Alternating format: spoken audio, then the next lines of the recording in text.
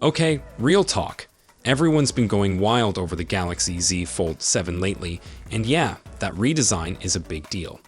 But can we talk about the Z Flip 7 for a second?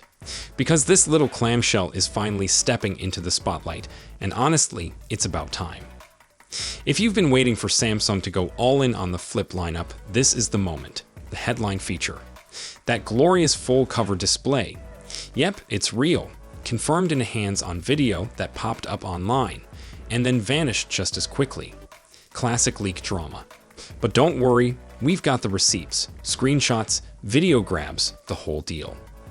And let me tell you, the Flip 7 is looking sleek. We're talking thinner bezels, a slimmer profile, and just an overall cleaner vibe. The outer display is now a 4-inch panel that looks super polished, supports 4 widgets at once, and might even run full apps. Might. Samsung hasn't officially said yes to that yet, but fingers crossed they take a page from Motorola's playbook. The Razr 60 Ultra nailed that part.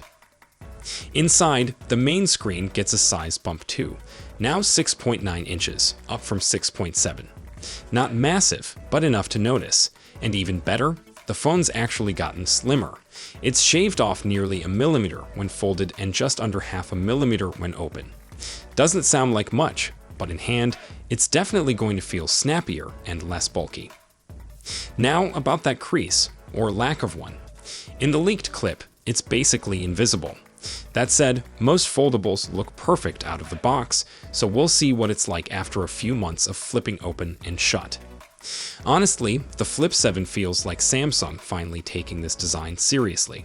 It's refined, it's modern, and it looks like it's ready to compete head-on with the best clamshells out there. So, what's the verdict?